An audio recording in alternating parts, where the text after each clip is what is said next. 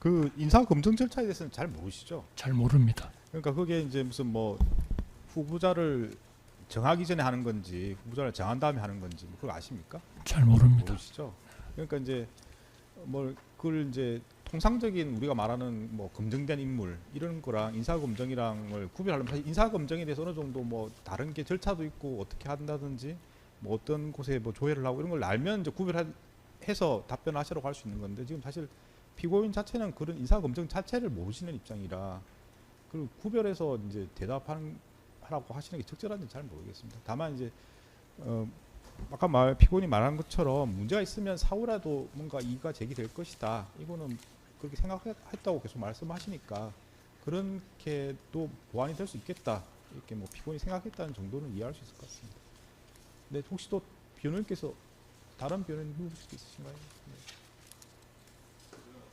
네, 없습니까?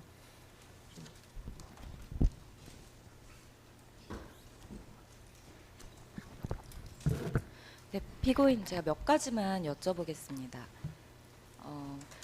그 2025년 3월 24일에 다시 직무 복귀하셨을 때 그 우선순위에 따라 뭐 산불이나 경제 이런 긴급한 업무부터 처리를 하느라 그 마은혁 후보 임명을 바로 하지 못했다고 하셨잖아요. 근데 그러면 그 복귀 당시에 마은혁 후보 임명과 관련해서 이걸 처리해야겠다 이렇게 생각은 하고 계셨던 건가요? 인지를 하고 있으셨던 건가요? 고민은 계속 하고 있었습니다. 그러니까 처리를 해야 된다가 아니라 처리할지 여부에 대해서 아닙니다. 당연히 임명을 해야죠. 임명을 해야 된다라고 네, 생각을 네. 하셨던 걸까요? 그러면 그 당시에는 복귀하셨을 때는 언제쯤 이제 임명하려고 생각하셨던 걸까요? 처음에 복귀해가지고는 일들이 너무나 막 산적하고 이 국가 전체를 흔들어 버릴 수 있는 일들이 있어서 사실은 명확히 언제쯤 어떻게 해야 되겠다라고 생각은 못했던 것 같습니다. 계속 고민하고 있었던 그런 상황입니다. 그러니까 헌법재판소 아까도 계속 나왔는데 이제 헌법재판소에서도 임명 의무가 있다는 취지로 이제 결정이 나온 상황이었잖아요. 그런 상황에서 급한 업무들과 함께 처리를 못하고 임명을 좀 미뤘어야 할 정도로 그 마은혁 후보의 헌법재판관 임명 절차가 어렵거나 이렇게 까다로운 걸까요? 전체적인 우선순위에 매달리다 보니까 그 문제까지 여력이 못 미쳤다 그렇게 말씀을 드려야 되겠습니다.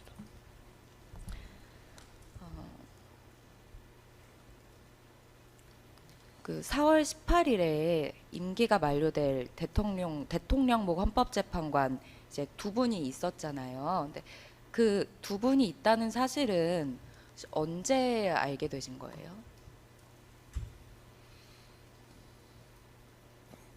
그거는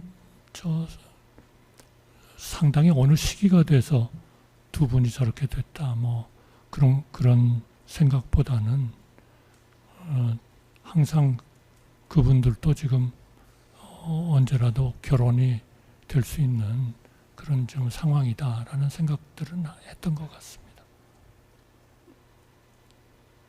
그러니까 뭔가 지명을 생각하시려면은 이제 후임자를 지명을 하실 생각을 하셨다면 뭔가 그 전에 두 분의 임기가 곧 만료될 예정이라는 걸 알고 계셨을 것 같은데 제 생각에는 뭔가 직접 찾아보시지는 않으셨을 것 같고 누군가로부터 전해 듣지 않았을까 싶었거든요.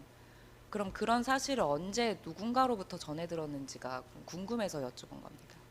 전체적인 헌법재판관님들에 대한 얘기들을 할 때 이렇게 오갔을 수는 있을 것 같고요. 정확히 누가 와가지고 이 두 분이 이렇게 돼 있으니까 이렇게 해야 됩니다라는 그런 건의는 없었던 것 같습니다.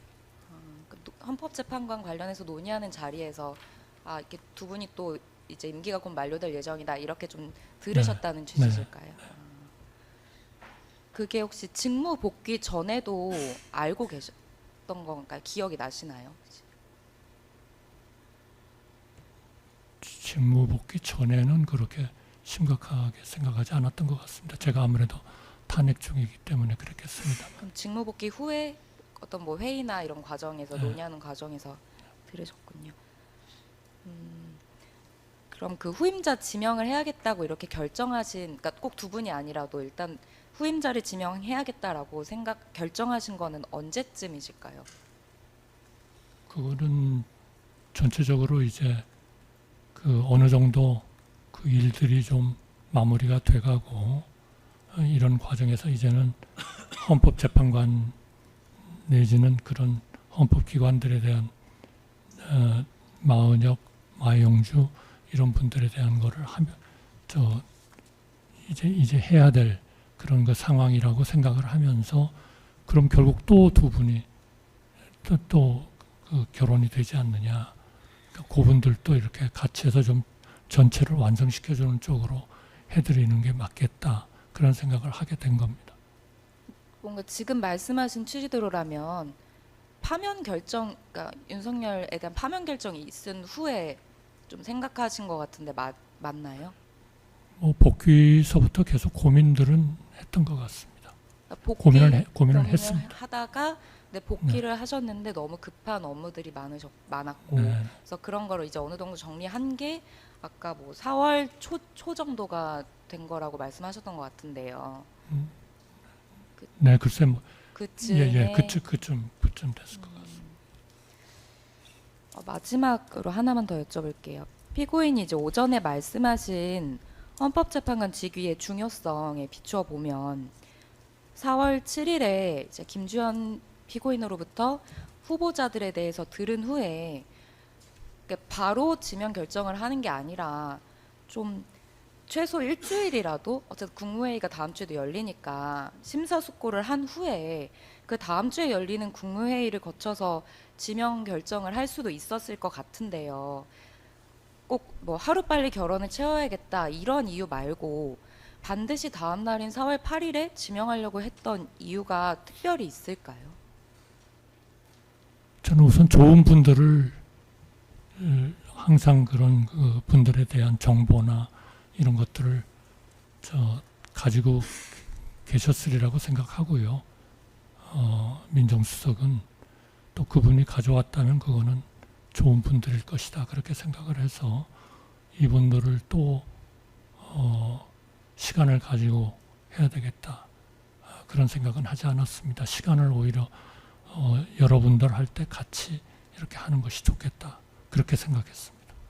근데 그 리스트에 있는 중에 누군가를 골라야 되는 문제 아닙니까?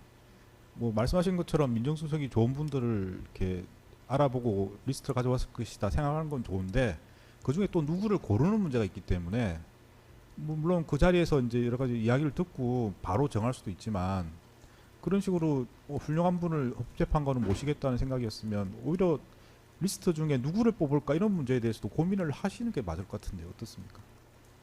그러나 뭐 제가 법관을 뭐 다 아는 것은 아니기 때문에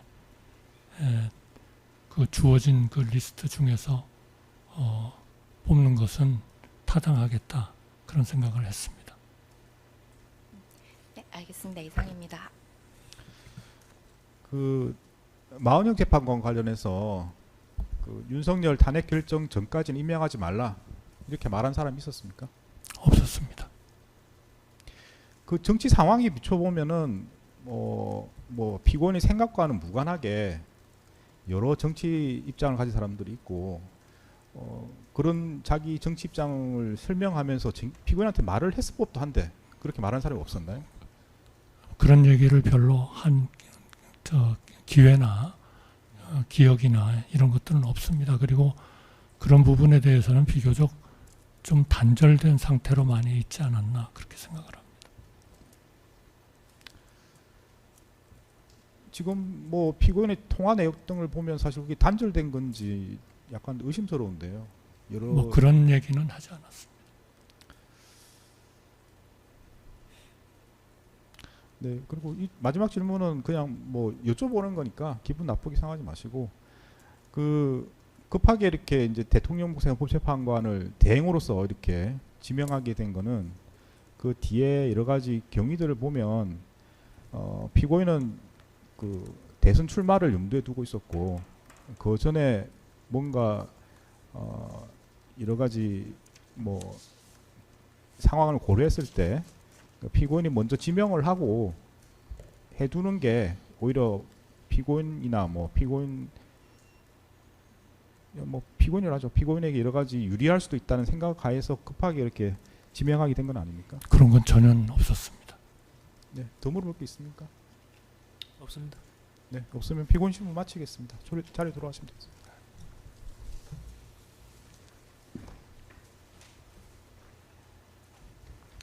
네, 다음.